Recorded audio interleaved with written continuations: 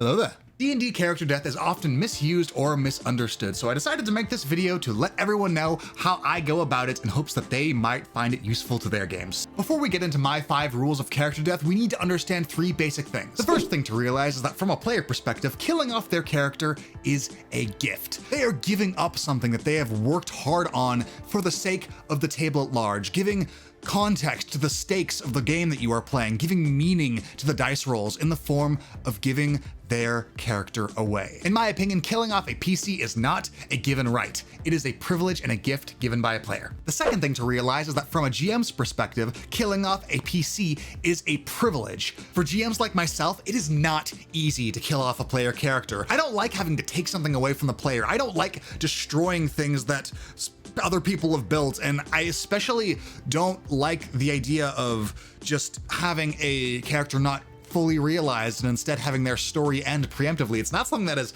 inherently satisfying for me. However, I do think that having player death be a possibility adds to the stakes and the tensions of the game, and overall is a net positive. But if players want to feel those stakes, then they also need to be willing to lose their characters gracefully. And if they're not willing to lose their characters gracefully, then congratulations, because your character now has plot armor, because I'm not going to deal with the aftermath of killing them. The third thing to realize is that under the umbrella of D&D character death, there is an underlying gameplay function that you all need to be aware of in order to make the most of that feature, and that is that player character death is meant to be a setback, not an end. If a player character death leads to a player all of a sudden becoming disinterested in the game or causes someone else to leave, then it no longer works and functions as it should and basically should not be considered, in my humble opinion. And with those things in mind, let's get into the 5 things that I consider and use before I kill a player character. 1. Be respectful. Players generally put a lot of time and energy into their characters, so don't add insult to injury when their character meets an end.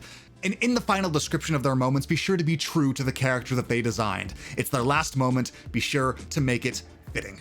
2.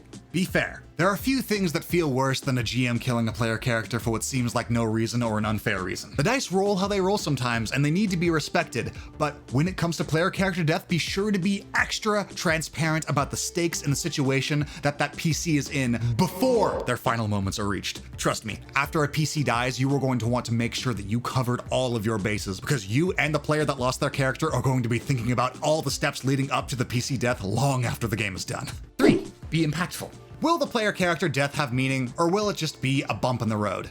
In my mind, if a player character's death doesn't have an impact, then something has gone horribly wrong, and the player has basically lost something that they've worked really hard on for no reason. If the player character death doesn't have an impact, then you might as well not kill him off, because it's just gonna be a feels bad moment for nothing gained.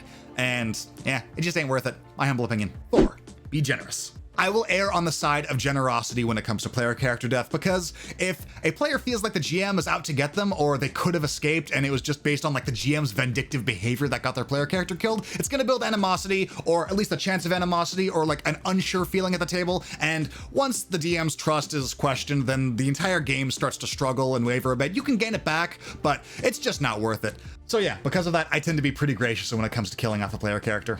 5. Be flexible. In my experience, no one likes a DM that is headstrong just for the case of being headstrong. But everyone loves a DM that takes their needs into consideration above all else. Almost everyone.